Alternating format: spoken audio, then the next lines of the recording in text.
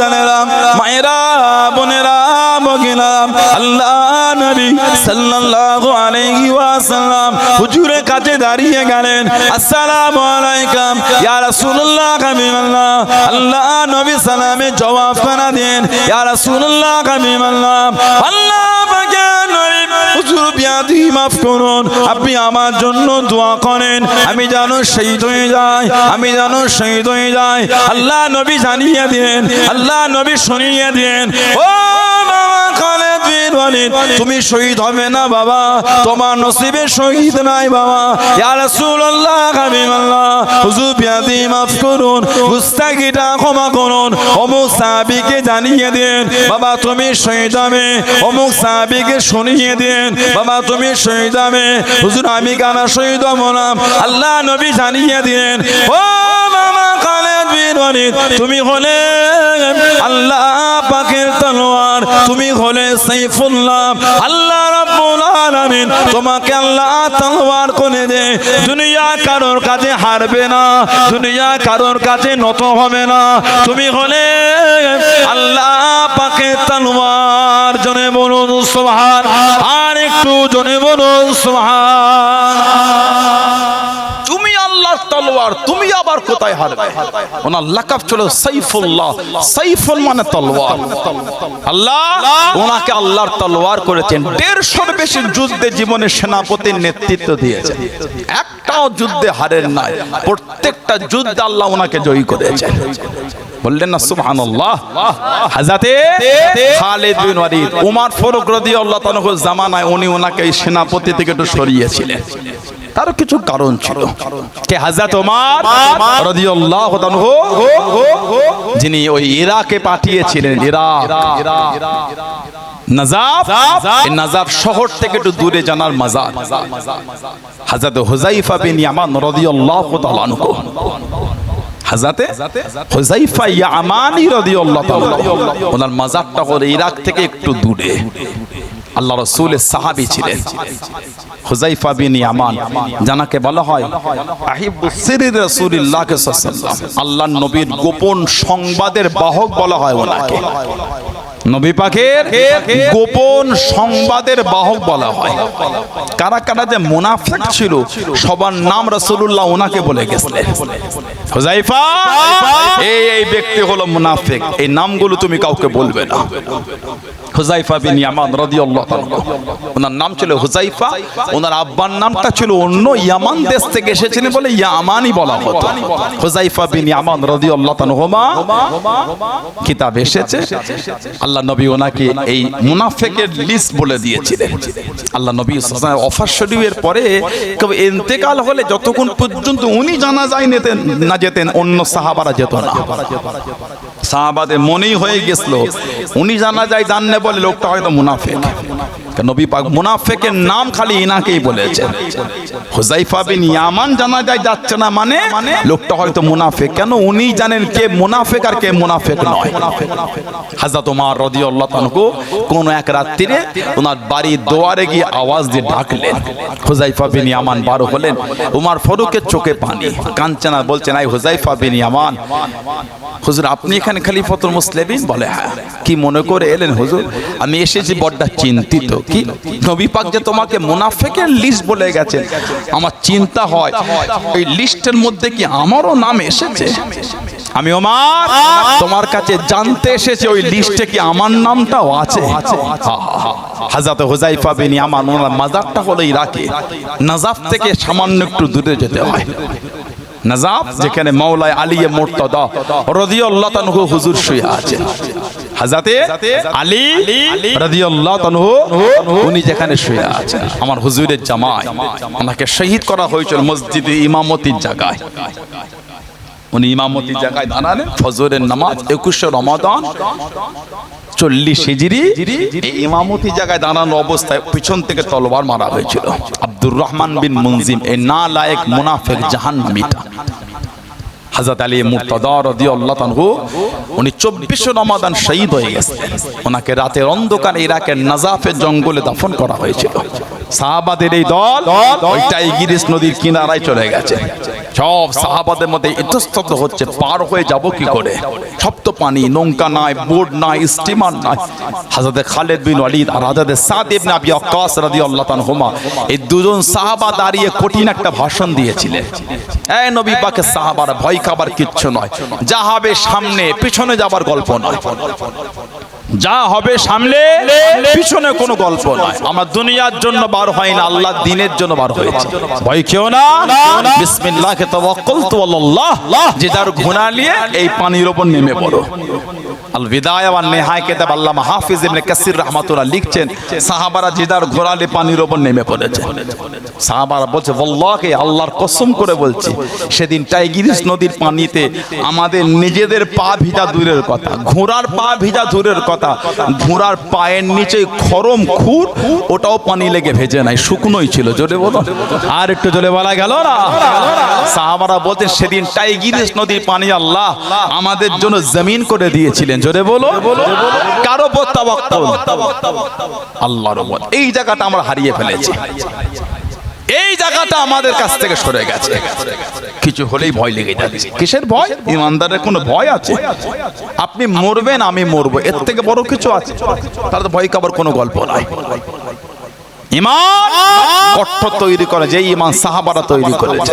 দ্বীনের জন্য সাহাবাদের যে খিদমত, আল্লাহু আকবার, ইসলামের জন্য যে সাহাবাদের মেহনত, কম কষ্ট সাহাবারা পায়নি, কম দুঃখ সাহাবাদের দায়িত্ব, তারপরও কিন্তু সাহাবারা ইমানের জায়গায় মজবুত ছিলেন। জোরে বলো, সাহাবারা ইমানের জায়গা থেকে সরেন, অটুট ছিলেন।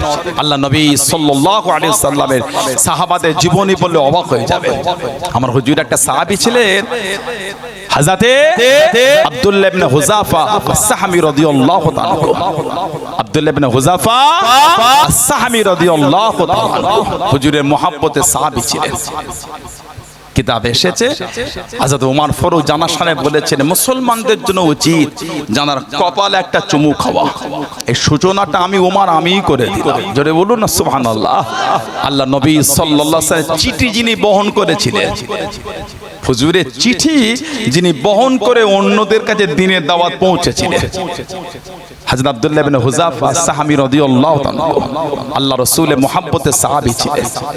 কিতাবে এসেছে, আল্লাহ নবী সাল্লাল্লাহু আলাইহি ওয়াসাল্লামের সাহাবী হযরত ওমর রাদিয়াল্লাহু তাআলা জামানায় কম বেশি 19 হিজরি উনি দাওয়াত পাঠিয়েছিলেন নাজ্জাসী বাদশা, তাদের কাছে ওমর ফারুক দাওয়াত দিয়েছিলেন।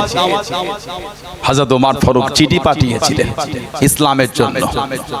সে বাদশা বলেছিল, শুনেছি মুসলমানদের ঈমানটা খুব মজবুত, মুসলমানদের ঈমানটা খুব কঠোর, যদি ওকে পাও ওদের মেরুন আমার কাছে আনবে, দেখবো ওদের ঈমান কেমন মজবুত। আমরা কি বলেন তো, আমরা কি এটা? হ্যাঁ, আমরা মুসলমান নয়, তবে আমাদের ঈমানটা মজবুত না। আমাদের ঈমান, কেউ যদি দুটো বড় বড় রসগোল্লা খাইয়ে আর 5টা গরম কচুরি খাইয়ে কাঁধে হাত দিয়ে বলে, একটু আমার হয়ে একটা কাজ করে দিবি। কি কাজ ভাই? আমার হয়ে ওকে দুটো মিথ্যা কথা বলে দে না, এই কাজ 4টে বলে দিচ্ছি, তুই কি করতে হবে বল না।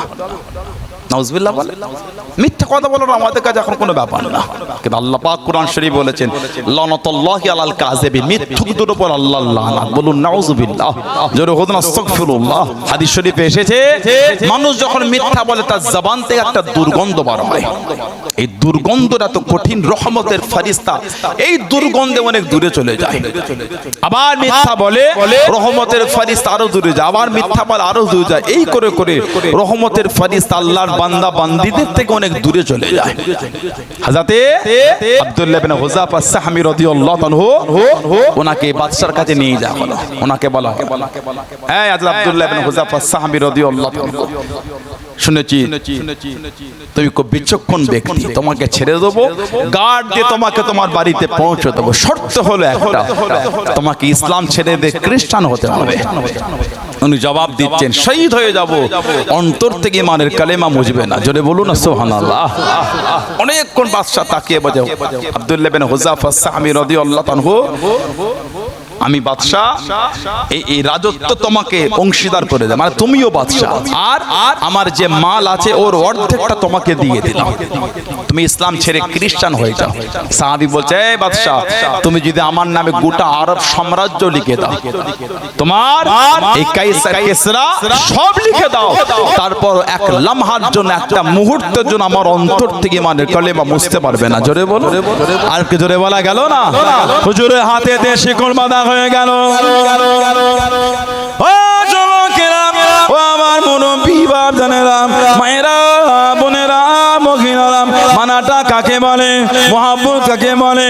আল্লাহ নবী সাল্লাল্লাহু আলাইহি ওয়াসাল্লাম হুজুরের সাহাবীকে টেনে টেনে ঘিষিয়ে ঘিষিয়ে নিয়ে যায়, হাতের কাছে তীর মানে, পায়ের কাছে তীর মানে। হুজুরের সাহাবীকে ভয় খাওয়াতে পারলো না, টেনে টেনে বড় করার কাছে নিয়ে গিয়ে দাঁড় করিয়ে দে, করার মধ্যে তেল ঢেলে দে, টকবক করে ফুটিয়ে ফুটিয়ে আল্লাহ নবী সাল্লাল্লাহু আলাইহি ওয়াসাল্লামের দুজন সাহাবাকে নিয়ে এসে ওই তেলের মধ্যে ছেড়ে দে, শহীদ করে দে। ও হযরত আব্দুল্লাহ ইবনে হুযাফা সামি রাদিয়াল্লাহু তাআলা আনহু এই তেলের মধ্যে ছেড়ে দাও, ইসলাম খানা ছেড়ে দাও, কলেমা খানা ছেড়ে দাও। আল্লাহ নবী সাল্লাল্লাহু আলাইহি ওয়াসাল্লাম হুজুরের সাহাবী জানিয়ে দেন, হে বেঈমান কাফেরে দলেরা, আমি আব্দুল্লাহ ইবনে হুযাফা সামি রাদিয়াল্লাহু তাআলা আনহু আমি যদি শহীদ হয়ে যাই, আমার অন্তর থেকে ঈমানের কলেমা মুছবে না। টেনে টেনে গরম করার দিকে নিয়ে যায়, হুজুরের চোখ দিয়ে পানি গড়ায়, হুজুর আমার কাঁদতে লেগে দেন। বাদশার কাছে দাঁড় করিয়ে দিল, বাদশা জিজ্ঞাসা কানা করলো, ও হযরত আব্দুল্লাহ ইবনে হুযাফা সামি রাদিয়াল্লাহু তাআলা আনহু, তুমি কি ইসলাম খানা ছেড়ে দেবে? তুমি কি কলেমা খানা ছেড়ে দেবে? হুজুর আমার জানিয়ে দেন, আমি ইসলাম খানা ছাড়বো না, কলেমা খানা ছাড়বো না। তোমার চোখে কেন বাণী? হুজুর আমার জানিয়ে দেন, আমি এই জন্য কাঁদি, আল্লাহ রাব্বুল আলামিন আমাকে একটা জীবন দিয়েছে, আমার একটা জীবন নিয়ে নেবেন, গরম তেলের মধ্যে দিয়ে দেবে, শহীদ হয়ে যাব, আমি আফসোস করে কাঁদি। আল্লাহ রাব্বুল আলামিন যদি আমাকে শরীরের পশমের মতন অসংখ্য জীবন দিয়ে দিলেন, অসংখ্য জীবন কানা আল্লাহ দিনের জন্য কুরবান করে দিলাম, আমার অন্তর থেকে ঈমানের কলেমা মুছতো না। জোরে বলুন সুবহান, আর একটু জোরে বলুন সুবহান। আল্লাহ তোমাকে একটা জীবন দিয়েছে, একটা জীবন নিয়ে নেবে, আমি তো শহীদ হয়ে গেলাম। আল্লাহ আমাকে শরীরের পশমের মতন যদি অসংখ্য জীবন দিতেন, সবই দিয়ে দিতাম, তারপর অন্তর থেকে ঈমানের কলেমা মুছতো না। জোরে বলে, আর একটু জোরে বলা গেল না? পরের ভাঙা বাড়িটা দেখিয়ে আপনি ফর্ম ফিল আপ করেছেন, আল্লাহর দরবারে জবাব দেবে, অত সহজ হয়নি, ওটার নাম ঈমানদার না। পরে ওই টালির ঘর দেখিয়ে ফর্ম ফিল আপ করেছো, তোকে কিছু দেবো কোন থাক, নাউজুবিল্লাহ বলে কিছু বুঝতে পারেন না? কি বলে? সব জিনিস ভেঙে বলতে হয় না, কিছু জিনিস ইশারায় বুঝে নিতে হয়, এটা ঈমানদারের পরিচয় নয়। তাতে আপনি রাগলেন আর চটলেন, ওটা আমার জন্য বড় জিনিস না। ঈমানদার মোমেন যে হবে, হকের জায়গায় কঠোর থাকবে। সুবহানাল্লাহ বলে, ঈমানের জায়গা থেকে সরে যাচ্ছে না, বলছে আল্লাহ যত বিপদ আমাদের উপর দিল। কেন দিল বুঝতে পারছো না? কেন হলো বোঝো না? যে গিরগিটির মতন ঘন্টায় ঘন্টায় কালার চেঞ্জ হয়ে যাচ্ছে, কিসের ভয় হয়ে গেল আপনার? কালার চেঞ্জ করতে হলো। ঈমানের জায়গায় কঠোর থাকেন, মসজিদে গিয়ে নামাজ পড়েন, সেজদায় গিয়ে আল্লাহর কাছে কাঁদেন, গায়েব থেকে সাহায্য চলে আসবে। সুবহানাল্লাহ বলেন। ভরসা কোথায় চলে গেল আমাদের? কি ঠিক বলছি না ভুল বলছি? কাকে ভয় কাচ্ছেন? উনিও যার গোলাম, আপনিও তার গোলাম, আমিও তার গোলাম। উনিও তার বান্দা, আপনিও তার বান্দা, আমিও তার বান্দা। বান্দা হয় বান্দাকে ভয় করো, বান্দা হয় আল্লাহকে ভয় করতে পারো না। বান্দা হয় বান্দার ভয় করছো, ওনার হুকুমে যেমন আপনার জানটা যাবে, ওনার হুকুমে তেমন ওনার জানটাও যাবে। আল্লাহর হুকুমে যেমন আমার আপনার জান কবজ হবে, আল্লাহর হুকুমে তেমন ওনাদেরও জান কবজ হবে। অত ভয় কাবার কি আছে? ইমানের জায়গায় কঠোর থাকে। আব্দুল্লাহ ইবনে হুযাফা সামি রাদিয়াল্লাহু তাআলা বলছেন, আমি কাঁদছি কেন? আমার এই শরীরে যত পশম আছে, আল্লাহ যদি আমাকে এত জীবন দিয়ে দিতেন, সবই বিলীন করে দিতাম, তারপর অন্তর থেকে ইমানের নূর আমার মুছতো না। বাদশা বলছে, আমি তোমার কাছে হেরে গেলাম। আব্দুল্লাহ ইবনে হুযাফা সাহাবীকে বলছে, তোমার কাছে হেরে গেলাম, আর তোমাকে পরীক্ষা নেব না, তোমাকে ছেড়ে দেবো, তো শর্ত আমার একটা, আরবদের রীতি অনুযায়ী আমার মাথাতে তোমাকে সম্মান করে একটা চুমা খেতে হবে।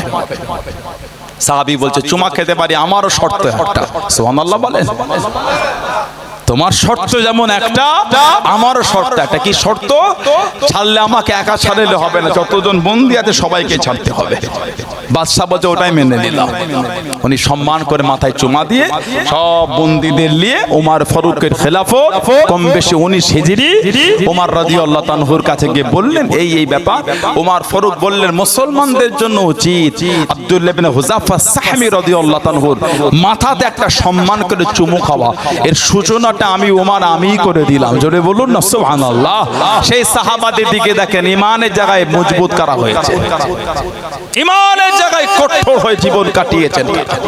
আমার হুজুর সাল্লাল্লাহু আলাইহি সাল্লামের ভাইরা ভাই ছিলেন হযরতে তালহা ইবনে উবাইদুল্লাহ আবু তালহা রাদিয়াল্লাহু তাআলা। আল্লাহ নবী প্রায় সাহাবাদের বলতেন, তোমরা যদি আমার সাহাবাদের মধ্যে জিন্দা শহীদ সাহাবাকে দেখতে চাও, আমার আবু তালহাকে দেখো, ওটা হলো আমার জিন্দা শহীদ সাহাবা। শহীদ কিন্তু জিন্দা। জোরে বলে, ওটা শহীদ কিন্তু জিন্দা, হেঁটে হেঁটে ঘুরে বেড়াচ্ছে। হযরতে তালহা ইবনে উবাইদুল্লাহ আবু তালহা রাদিয়াল্লাহু তাআলা আনহু, এত আলা দরজা আল্লাহ ওনাকে দিয়েছেন, এত আলা সম্মান। আবু বকর সিদ্দিক রাদিয়াল্লাহু তাআলা আনহুকে আল্লাহ 3টে মেয়ে দিয়েছেন। একটা মেয়ের সাথে আমার নবীর বিয়ে হয়েছে, হযরতে মা আয়েশা রাদিয়াল্লাহু তাআলা আনহা। আর একটা মেয়ে হযরতে আসমা রাদিয়াল্লাহু তাআলা, আর একটা মেয়ে হযরতে উম্মে কুলসুম রাদিয়াল্লাহু তাআলা। এই উম্মে কুলসুমের সাথে বিয়ে হয়েছিল হযরতে তালহা ইবনে উবাইদুল্লাহ আবু তালহা রাদিয়াল্লাহু তাআলা। কিতাবে এসেছে, উনি এক রাত্রিরে স্ত্রী দেখছে স্বামী বিছানায় উঠছে বসছে, আবার একটু ঘুমাচ্ছেন, আবার উঠছে, আবার হাঁটছে, বড় পেরেশান হয়ে আছে। স্বামীকে জিজ্ঞাসা করছে, কি ব্যাপার, এত চিন্তিত হয়ে আছে, এত পেরেশান? উনি বলছে, আমি চিন্তিত কেন না, ব্যবসার সূত্রে আমার 7 লক্ষ দিরহাম খালি লাভ এসেছে। 7 লক্ষ দিরহাম। আমি চিন্তিত, এত মাল আমি খরচা করব কোথা? সুবহানাল্লাহ বলে। 7 লক্ষ দিরহাম যদি লাভ হয়, কত লক্ষ দিরহাম তাহলে ওনার মূল অ্যাসেট। 10 টাকা যদি লাভ হয়, নিশ্চয়ই টাকা ওনার 2 টাকা না, নিশ্চয়ই 10-এর অনেক বেশি। কি ঠিক না বলবো? 7 লক্ষ দিরহাম খালি লাভ হয়েছে, তাহলে ওনার মূলধন কত? চিন্তিত, এত মাল আমি খরচা করব কোথা? জানার জন্য আল্লাহ কোরআন শরীফে একটা আয়াত দিয়েছিলেন, লান তানালুল বিররা হাত্তা তুনফিকু মিম্মা তুহিব্বুন। সুবহানাল্লাহ বলে, আজরে বলা গেল না। মদিনা শরীফে সবথেকে বেশি খেজুরের বাগানটা ছিল ওনার, তালহা ইবনে উবাইদুল্লাহ আবু তালহা। যত খেজুরের বাগান সবথেকে বেশি ওনার, কিন্তু প্রিয় বাগানটার নাম ছিল বাইরুহা। সবথেকে কাছের ভালোবাসার বাগানটা ছিল বাইরুহা। আর ওই বাগানটা একটা কুয়া ছিল, নাম ছিল বীরহা। যে কুয়াটার নাম বীরহা, বাগানটা ছিল নবাবী শরীফের উল্টো দিকে। আল্লাহ নবী মাঝে মাঝে নামাজ পড়ে বার হয়ে যেতেন। ও যুবকেরা, আল্লাহ নবী সাল্লাল্লাহু আলাইহি ওয়াসাল্লাম ওই বাগানের মধ্যে চলে গিয়ে অনেক সময় খেজুর গাছের নিচে আরাম খানা করতেন, অনেক সময় টুকটুক করে ওই কুয়ার কাছে দাঁড়িয়ে দাঁড়িয়ে আল্লাহ নবী সাল্লাল্লাহু আলাইহি ওয়াসাল্লাম নিজে কাছে পানি তুলে পান করতেন, অনেক সময় ওযু বানাতেন। আল্লাহ নবী সাল্লাল্লাহু আলাইহি ওয়াসাল্লাম নববী শরীফে ওয়াজ করেন, আল্লাহ পাক আয়াত দিয়ে দিলেন, লান তানালুল বিররা হাত্তা তুনফিকু মিম্মা তুহিব্বুন। হযরত আবু তালহা দাঁড়িয়ে গেলেন, ইয়া রাসূলুল্লাহ, হাবিবাল্লাহ, আল্লাহ পাকের নবী, আমি আবু তালহা, আমার খেজুরের বাগানখানা আল্লাহর রাস্তায় আপনার হাতে দান করে দিলাম। আল্লাহ নবী জিজ্ঞাসা করলেন, আল্লাহ নবী জানতে চাইলেন, ও বাবা আবু তালহা, তোমার তো এত খাজুরের বাগান, এই বাগান এত প্রিয় কেন, এই বাগান এত ভালোবাসার কেন? ইয়া রাসূলুল্লাহ হাবিবাল্লাহ, হুজুর বিয়াদি মাফ করুন, গুস্তাখিটা ক্ষমা করুন, আমার এত খাজুরের বাগান আছে, কোন বাগানে আপনি যান না, আমার এই বাইরুহা নামক বাগানে আপনি নিজের মতন করে চলে গিয়ে অনেক সময় গাছের নিচেতে আরাম খানা করেন, অনেক সময় এই কুয়া থেকে পানি তুলে নিজে হাতে পান করেন। ইয়া রাসূলুল্লাহ হাবিবাল্লাহ, আমার কাছে থেকে প্রিয় কিছু নয়, আমি আবু তালহা আজকে দিনে দে আমার এই খাজুরের বাগান খানাম আল্লাহর রাসূল আপনার হাতে দিয়ে দান করে দিলাম। জনে বলুন সুবহান, আর একটু জনে বলুন সুবহান। আল্লাহ আয়াত দিয়েছেন লান তানালুল বিররা হাত্তা তুনফিকু মিম্মা তুহিব্বুন, যতক্ষণ পর্যন্ত কেউ পরিপূর্ণ ঈমানদার আল্লাহ ওয়ালা আল্লাহর নৈকট্য অর্জন করতে পারবে না যতক্ষণ তার প্রিয় সম্পদ আল্লাহর রাস্তায় ব্যয় না করে দিতে পারছে। উনি বলে হুজুর আমার কাছে এর থেকে প্রিয় আর কিছু না, বাগান আমার হলো, আপনি তো আপনার মনে করেন, জোরে বল, বাগান আমার হলো, নিজের মতন করেই তো ব্যবহার করে। সেই হযরত আবু তালহা উঠছেন, বসছেন, ঘুমাচ্ছেন, ঘুমোচ্ছে না। হযরতে উম্মে কুলসুম রাদিয়াল্লাহু তাআলা আবু বকর সিদ্দিক হুজুরের মেয়ে বলছেন চিন্তা তো কোনো কারণ নেই। ফজরের নামাজ পড়ে নিজে হাতে করে 7 লক্ষ দিরহাম নিজের গরিব আত্মীয় স্বজনদের মধ্যে বন্টন করে দেন। উনি খুশি হয়ে বলছে আলহামদুলিল্লাহ, আবু বকর সিদ্দিকের ঘরে আল্লাহ কত সুন্দর মেয়ে পাঠিয়েছে যে আমাকে এত সুন্দর উপদেশ দিয়ে চিন্তা মুক্ত করেছে। জোরে বলে, বিবি বলছে 7 লক্ষ দিরহাম দান করে দেন, স্বামী দোয়া করছে আল্লাহ তোমার উপর রহম করে, এত সুন্দর উপদেশ দিলে যে উপদেশ আমি চিন্তা মুক্ত হলাম। জোরে বলুন না সুবহানাল্লাহ। মুসলমান হলেন, উনি মক্কা শরীফের একজন বড় ব্যবসায়ী ছিলেন, ধনী মানুষ ছিলেন। ঘোড়ার পিঠে করে ব্যবসা করতে গেলে যুবক, টকবকে যুবক, হঠাৎ করে ময়দানে আওয়াজ হলো, একজন পাদ্রী বলছেন তোমাদের মধ্যে কেউ মক্কা শরীফের মানুষ আছো, আরবে কাবা শরীফের অধিবাসী? উনি দাঁড়িয়ে বলছে আমি আছি। তুমি কি বলতে পারো তোমাদের ওই আরবে মক্কা শরীফে আহমদের আবির্ভাবের কথা? আহমদ সাল্লাল্লাহু আলাইহি ওয়াসাল্লাম। উনি বলে আমি আহমদ বলে তো কাউকে চিনি না। পাদ্রী বলছেন এই মাসেই কিন্তু ওনার জাহির হবার কথা, তুমি চলে যাও। হযরত আহমদ সাল্লাল্লাহু আলাইহি ওয়াসাল্লাম উনি হলেন আখির নবী, ওনার কাছে তুমি পৌঁছাতে অন্যদের থেকে পিছিয়ে না যাও, যাও তুমি ওনার কাছে চলে যাও। হযরত তালহা ইবনে উবাইদুল্লাহ কাউকে বললেন না, ব্যবসা বন্ধ করে ঘোড়ার পিঠে উঠে উনি মক্কা শরীফে চলে এলেন। বাড়িতে এসে জিজ্ঞাসা করলেন, চলে যাবার পরে নতুন কিছু ঘটেছে? বাড়িতে বলল আব্দুল্লাহ বেটা মুহাম্মদ সাল্লাল্লাহু আলাইহি ওয়াসাল্লাম নিজেকে নবী বলে দাবি করেছে, আর ইতিমধ্যে আবু বকর সিদ্দিক মুসলমান হয়ে গেছে। জোরে বলুন না সুবহানাল্লাহ। উনি চলে গেলেন, আবু বকর সিদ্দিক হুজুরের কাছে গিয়ে মুসলমান হবার কথা শুনলেন আর নিজের সাথে ঘটে যাওয়াটা বললেন। সিদ্দিক একবার সাথে করে নিয়ে আল্লাহ নবী সাল্লাল্লাহু আলাইহি ওয়াসাল্লাম দরবারে গেলেন, নবী পাকের নূরের হাত ধরে ইমানের কালিমা পড়ে মুসলমান হয়ে গেলেন। জোরে বলুন না, আর একটু জোরে বলা গেল না। 4 নম্বরে মুসলমান ছিলেন হযরতে তালহা ইবনে উবাইদুল্লাহ আবু তালহা রাদিয়াল্লাহু তাআলা, জানার হাতে আর পায়ে দড়ি বেঁধে, যেই দড়িটা হাতের দড়িটা গলার সাথে বেঁধে মরুভূমিতে ঘিসড়ে ঘিসড়ে নিয়ে যাচ্ছে, আর একটা লাঠি নিয়ে ওনার মাথাতে আঘাত করা হচ্ছে আর পিঠেতে ধাক্কা দেওয়া হচ্ছে। এইভাবে টেনে টেনে সাফা মারওয়ার পাশ থেকে নিয়ে যাচ্ছে। লোক জিজ্ঞাসা করছে ছেলেটার অন্যায়টা কি? জবাব দেওয়া হচ্ছে বাপদাদা ধর্ম ছেড়ে নতুন ধর্ম ইসলাম ধর্ম কবুল করেছে। এত কষ্ট দিবার পরও ইমানের জায়গা থেকে কিন্তু সরে যান। জোরে বলো আলহামদুলিল্লাহ বললেন না? এটা হলো সাহাবাদের ইমান, তাদের ইমানের দিকে দেখেন। নামাজ নাই, তাসবিহ নাই, জিকির নাই, ইবাদত নাই, বন্দেগী নাই, কিচ্ছু নাই। মোর মাথায় দাঁড়িয়ে কি হবে রে আমাদের অবস্থা? ইমানদার না হলে ওই চিন্তা হবে, মুমিন হলে তো চিন্তা হবে না। মুমিন সবসময় বিসমিল্লাহে তাওয়াক্কালতু আলাল্লাহ, আল্লাহর উপর তাওয়াক্কুল, যা হবে হবে, আল্লাহর উপর ভরসা রাখবো। আল্লাহ পাক সমস্ত মুসিবত থেকে হেফাজত করবেন। জোরে বলুন ইনশাআল্লাহ, জোরে বলেন আল্লাহুম্মা। ইতিহাস খুলে পড়ে নিয়ে যান, আমাদের মুরব্বিদের উপর আরো কত কঠিন সময় চলে গেছে। ইতিহাস খুলে দেখে আর কত কঠিন সময়। দাদা হুজুরের পীর ছিলেন কলকাতা মানিকতলা সিফাতি আলী বাইসি রহমাতুল্লাহ। ওনার পীর হযরত সুফি নূর মোহাম্মদ নিজামপুরি রহমাতুল্লাহ, বাংলাদেশ চট্টগ্রাম মিরেশ্বর সুফিয়া রোড শুয়ে আছে। ওনার পীর ছিলেন হযরত মুজাদ্দেদ সৈয়দ আহমদ বেরেলভী রহমাতুল্লাহ আলাইহি।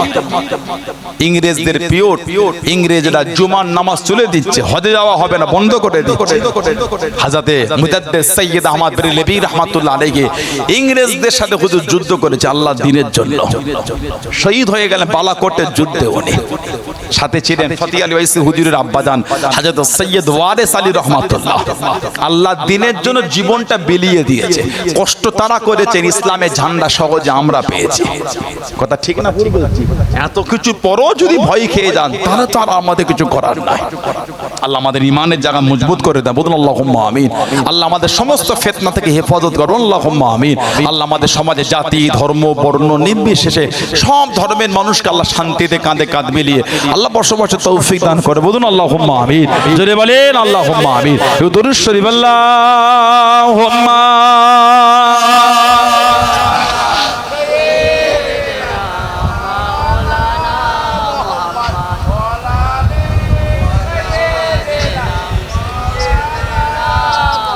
আল্লাহুম্মা সাল্লি আলা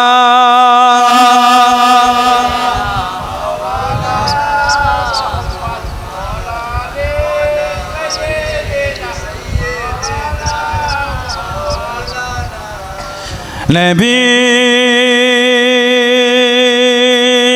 ইয়া নবী ইয়া নবী ইয়া নবী ইয়া নবী নবী ইয়া নবী ইয়া নবী ইয়া নবী ইয়া নবী ইয়া নবী ज़मीन व ज़मान तुम्हारे लिए, मकीन व मकान तुम्हारे लिए, ज़मीन व ज़मान तुम्हारे लिए, मकीन व मकान तुम्हारे लिए, चुनी हो चुना तुम्हारे लिए, हम आए हैं तुम्हारे लिए। नबी या नबी या नबी या नबी या नबी या नबी या नबी या नबी या नबी या नबी या नबी। हजरे अस्वाद तुम्हारे लिए, सफा मरवा तुम्हारे लिए, बोलो ना सुभानाल्लाह। आज जोरे बोला गया ना।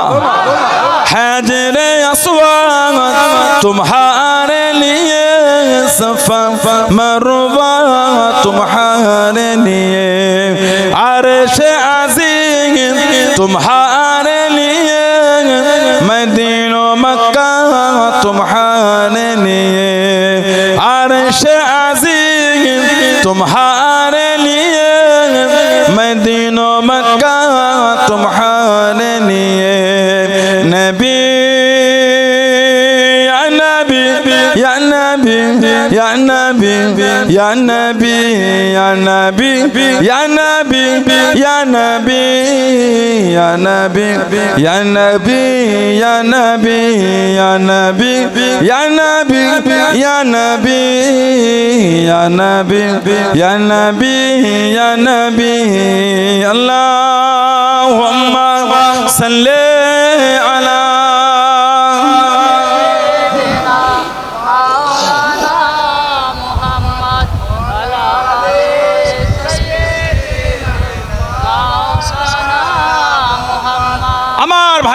আব্বাজানেরা, ছেলেরা, যুবকেরা, মুরব্বীরা, মায়েরা, বোনেরা, মেয়েরা, মহিলারা ভালো হন, শরীয়তের মধ্যে আসেন, নামাজি হয়ে যান। ছেলেরা নামাজি হন, নামাজি হন, নামাজি হন। আমার বোনেরা নামাজি হয়ে যান, শরীয়তের মধ্যে আসে। যুবকেরা মদের আড্ডা, আতাশের আড্ডা, জুয়ার আড্ডা, সাতটার আড্ডা, লটারির আড্ডা, সুদের আড্ডাগুলো বন্ধ করে নিজেকে মোমেন বলে পরিচয় দেন। মসজিদের বাইরে গিয়ে দেখবেন একটা খাটিয়া ঝুলছে, সব মসজিদের আছে কম বেশি। গিয়ে দেখবে খাটিয়াটাই ঝুল হয়ে গেছে, হাত দিয়ে দেখবে হাতে ধুলো লাগছে, মানে অনেকদিন ব্যবহার হয় না, মানে এলাকায় অনেকদিন কেউ ইন্তেকাল হয় না। আল্লাহ আমাদের প্রত্যেকের হায়াত দেন, বলুন আল্লাহুম্মা আমিন, বলেন আল্লাহুম্মা আমিন। আপনি জানেন ওই খাটিয়াটা আজকের দিনের পর থেকে প্রথম যার জন্য ব্যবহার হবে ওটা আপনি হতে পারেন, আমিও হতে পারি। খাটিয়া আজকের পর থেকে প্রথম যার জন্য নামবে ওটা আপনি হতে পারেন, আমিও হতে পারি। আল্লাহর আদালতে কি মুখ দেখাবো কোনোদিন চিন্তা করেছেন? নামাজ নাই, শরীয়তে চলা নাই, ঘুরে বেড়াচ্ছে, ভয় হয় না? আল্লাহ রাসূল বলেছেন সালাতু ইমাদুদ্দিন, নামাজ হলো দ্বীনের খুঁটি। বলুন না সুবহানাল্লাহ। আর একটু ভালোবাসে বলা গেল না, সালাতু মিরাজুল মুমিনিন, নামাজ মুমিনদের জন্য আল্লাহর দরবারের মেরাজ। বলুন না সুবহানাল্লাহ। আল্লাহ পাক কালামুল্লাহ শরীফে বললেন ইন্নাস সালাতা কানাত আলাল মুমিনিনা কিতাবাম মাওকুতা, নিশ্চয় নামাজ আল্লাহ মুমিনদের জন্য নির্দিষ্ট সময় আল্লাহ ফরজ করেছে। বলেন না সুবহানাল্লাহ। নামাজি হয়ে যান যারা মেনেছেন, যারা পড়েছেন, যারা মেনে চলেছেন, তাদের দিকে শিক্ষা মানার মতো মেনেছেন। চার তরিকার ইমামের এক ইমাম পেরানে পীর দস্তগীর মাহবুবে সুবহানি কুতুবে রব্বানি গাউসে সামদানি ইমামে রব্বানি হযরতে বাবা আব্দুল কাদের জিলানী মহিউদ্দিন আল বাগদাদি রহমাতুল্লাহ, জানাকে আল্লাহ পাক কাদেরিয়া তরিকার ইমাম করেছেন। জোরে বলুন না সুবহানাল্লাহ। জানার মাজারটা ইলাকার বাগদাদের শহর থেকে সামান্য পথ। হযরতে গাউসুল আযম বড় পীর রহমাতুল্লাহ আলাইহি জানাকে আল্লাহ কাদেরিয়া তরিকার ইমাম করেছেন। এত আলা মাকাম আল্লাহ ওনাকে দিয়েছেন। হযরত ইমাম শামসুদ্দিন জাহাবী রাহমাতুল্লাহ কিতাব লিখেছেন সিয়ারু আলামিন নুবালা বলে। ইমাম শামসুদ্দিন জাহাবী রাহমাতুল্লাহ আলা তবকার কিতাব লিখেছেন। কিতাব এনেছেন বড় পীর যে মাদ্রাসায় পড়াতেন, হুজুরের মাদ্রাসা, প্রত্যেক বছর কম বেশি 3000 করে ছেলে বড় বড় আলেম হয়ে বিভিন্ন বিষয়ে ফারেক হতেন, 3000 করে। জোরে বলুন না সুবহানাল্লাহ। হুজুর নিজে দর্স দিতেন। হযরত বড় পীর রহমাতুল্লাহ এত জ্ঞান আল্লাহ বড় পীরকে দিয়ে সিয়ারু আলামিন নুবালা কিতাবে ইমাম শামসুদ্দিন জাহাবী রাহমাতুল্লাহ লিখেছেন। উনি কোরআন শরীফের এক একটা আয়াত বলতেন 40 রকম ভাবে খালি তার ব্যাখ্যা করতেন। এক একটা আয়াতে 40 রকম খালি তার তাফসীর হতো। হযরতে বড় পীর রহমাতুল্লাহ আলাইহি এত জ্ঞান আল্লাহ ওনাকে দিয়েছিলেন। উনি মাঝে মাঝে ওয়াজ করতে করতে শের বলতেন, গজল বলতেন, নাসিদ বলতেন, শের। সব লোক বসে বসে শুনতেন। হুজুরের মজলিস কোনো বর্ণনায় 10,000 লোক বসতেন, কোনো বর্ণনায় 70,000 লোক বসে হুজুরের ওয়াজ শুনতেন। কিতাব এসেছে প্রথমে লোকটা যতজন হুজুরের ওয়াজ শুনতে পেতেন, সব থেকে পিছনে যিনি বসতেন তিনিও বিনা মাইকে ততজন শুনতে পেতেন। আর একটু জোরে বলবেন না সুবহানাল্লাহ। হযরতে বড় পীর রহমাতুল্লাহ আলাইহি উনি ওয়াজ করছেন, একজন বড় শেরি এসে বসেছে হুজুরের মজলিসে। হুজুর কটা নাত বলছেন, শের বলছেন, একটা সুতো নিয়ে এসে একটা একটা করে গিঁট দিচ্ছে, লাস্টে গুনবে। হাতে গুনলে মাঝে মাঝে শেরের জজবায় পড়ে গেলে হাত ছেড়ে দেবে, গুলিয়ে যাবে কটা করে। ওই জন্য সুতো নিয়ে এসে গিঁট দিচ্ছে, লাস্টে গুনবে কটা হুজুর বলেছে। হুজুর একটা করে শের বলছে, উনি একটা করে গিঁট দিচ্ছে। উনি শের বলতে বলতে মেম্বারে তার দিকে খেতাব করে বলে, আনা ওয়াহিল ওয়া আনতা তাকিদ। এই আমি এখানে শেরের গিটগুলো খুলছি আর ওগুলোকে তুমি বসে বসে আবার লাগাচ্ছ। মানে উনি যে ওখানে বসে লুকিয়ে গিট দিচ্ছে ওটাও আল্লাহ বড় পীরকে জানিয়ে দিয়েছে। জোরে বলো, আর একটু জোরে বলা গেল না? হুজুর ওয়াজ করছে, লোকের মুখে চর্চা শুনেছেন, একজন বড় নাহর বালাগাতে ফাসাদে বড় আলেম, উনি ওনার বন্ধুর সাথে এসে যায় আজকে হুজুরের দরবারে হুজুরের ওয়াজ ওয়াজ আজকে শুনি। এই চিন্তা করে হুজুরের মজলিসে বসেছেন, আর হুজুর সেদিন জিকিরের আলোচনা করছেন। উনি খালি ওই মজলিসে বসে বসে বলে ফেলেছে জাতা ইয়াউমা মিন্নি, আজকের দিনটা বেকার হয়ে গেল। এত কষ্ট করে এলাম নাহুর একটু কায়দা শিখবো বলে হুজুর জিকিরের আলোচনা করছেন। হুজুর ওয়াজ করতে করতে মেম্বারে দাঁড়িয়ে তার দিকে খেতাব করে বলছেন তুফাদ্দিলুন নাহবা আলা মাজালিসুজ জিকির, তুফাদ্দিলুন নাহবা আলা মাজালিসুজ জিকির। তুমি জিকিরের মজলিসের থেকে নাহুর মজলিসকে গুরুত্ব বেশি দিচ্ছ। আসো আমি আব্দুল কাদেরের সোহবতে বসে তোমাকে নাহু শিখিয়ে দিচ্ছি। জোরে বলো, আর একটু জোরে বলা গেল না? আমি হুজুরের সোহবতে কয়েক মাস কাটিয়েছি, আল্লাহ আমাকে জেলে মিলিয়েছে। ওই ইলম আমি এত বছর ইলম অর্জন করতে পারিনি, যে ইলম আল্লাহ কয়েক মাস আল্লাহ আমাকে বড় পীরের দরবারে মিলিয়ে দিয়েছে। জোরে বলুন না সুবহানাল্লাহ। সেই গৌসুল আজম বড় পীর রহমাতুল্লাহ আলাইহি এত আলা দরজা আল্লাহ হুজুরের দরবার থেকে ঘুরিয়ে আনলেন, এত আলা মাকাম আল্লাহ দিলেন। হুজুরের জীবনী কিতাব এসেছে, হযরতে বাহিদাতুল আসরার বলে একটা হুজুরের জীবনী কিতাব বাহিদাতুল আসরার বলে এসেছে। এত বড় আলেম হয়েছে, উনি কোনোদিন ওয়াজ করেন, উনি কোনোদিন ওয়াজ করেন। হুজুর আমার বাগদাদের মসজিদের মধ্যে বসে আছেন।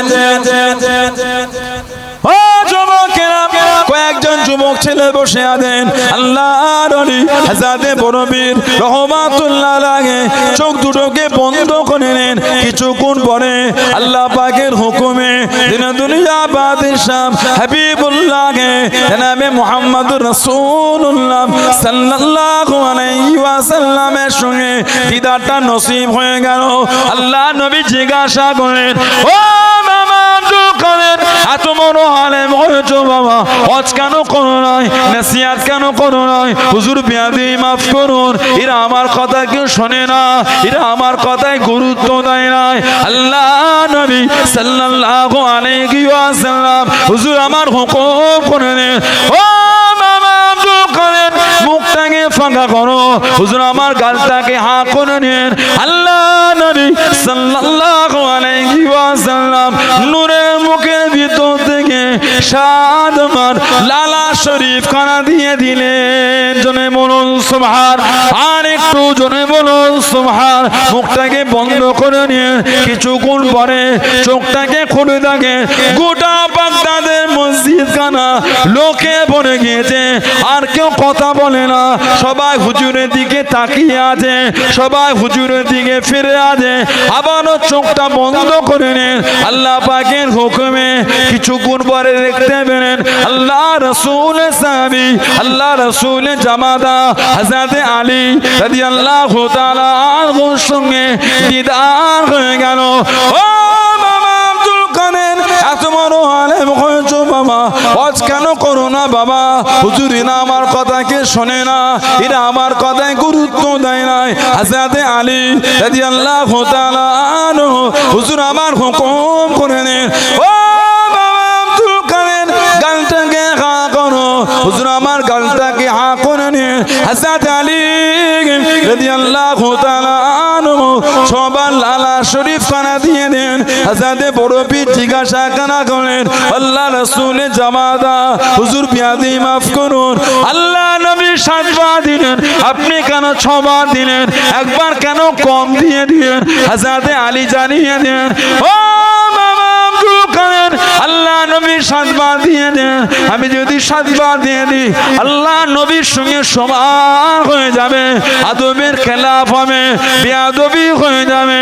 ওই জন্য আমি আলী একবার কম দিয়ে দিলাম। জনে বলুন সুবহান, আর একটু জনে বলুন সুবহান। আল্লাহ নবী 7 বার দিয়েছে, আমি 7 বার দিলে সমান হবে। ওজন্য একবার আমি কম দিয়েছি। ওই যে জীবনের ওয়াজ শুরু হয়ে গেল, কিতাব এসেছে, হুজুরকে লোক ডাকছে, হুজুর ওয়াজ বন্ধ করে দেন। কেন এমন ওয়াজ করছেন? হুজুর বাগদাদের মসজিদ ভর্তি হয়ে শহরটাও জাম হয়ে গেছে। জোরে বলো, আর কি জোরে বলা গেল না? সুবহানাল্লাহ। নিয়ামত আল্লাহ পাক তানাতে করে মিলিয়েছেন। কাদেরিয়া তরিকার ইমামের দরজা পেয়েছে, কাদেরিয়া তরিকা ইমামের মাকাম পেয়েছে। ওই বাগদাদ শহরে হুজুরের মাজারের পাশে শুয়ে আছেন, কাছে সামান্য দূরে হযরতে জুনায়েদ বাগদাদি রহমাতুল্লাহ আলাইহি। জোরে বলো, জুনায়েদ বাগদাদি রহমাতুল্লাহ এত বড় আলা দরজার ওলি ছিলেন। ওনার মামা ছিলেন ওনার পীর হযরত সরি সাকতি রহমাতুল্লাহ আলাইহি। জুনায়েদ বাগদাদি রহমাতুল্লাহ আলাইহি কিতাব এসেছে যে রাতে উনি ইন্তেকাল হয়েছেন, ওই রাত্রিরে বাগদাদের 24 থেকে 25 জন বড় বড় ওলি খব দেখছেন। বাগদাদের জমিন আল্লাহ রাসূল তাশরীফ এনেছেন। যারা বললেন না সুবহানাল্লাহ, বড় বড় 24 থেকে 25 জন ওলি স্বপ্নের মধ্যে জিজ্ঞাসা করে, ইয়া রাসূলুল্লাহ সাল্লাল্লাহু আলাইহি হুজুর বিয়াদিব, আপনি বাগদাদের জমিনে তাশরীফ, হুজুর আপনি বাগদাদে? আল্লাহ নবী হেসে হেসে বলছেন, আমার জুনায়েদ